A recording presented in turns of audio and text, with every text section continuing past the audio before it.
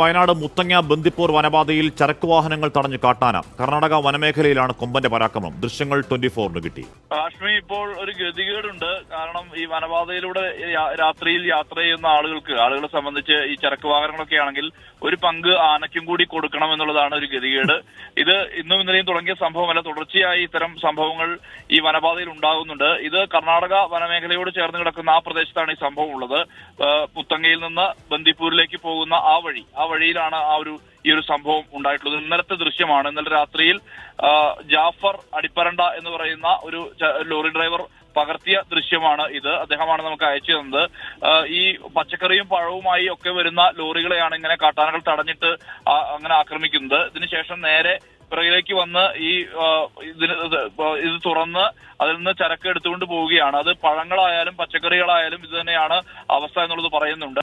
ഈ കർണാടക വനംവകുപ്പാണ് ഇതിനകത്തൊരു ഇടപെടൽ നടത്തേണ്ടത്. കർണാടകയുടെ ഭാഗമായ പ്രദേശമാണ്. അതായത് മുത്തങ്ങ കഴിഞ്ഞ് അതിനുശേഷം കർണാടകയ്ക്ക് അപ്പുറത്തേക്ക് കടക്കുമ്പോഴാണ് ഈ ഒരു സംഭവം ഉണ്ടാകുന്നത് എന്നുള്ളതാണ് പറയുന്നത്.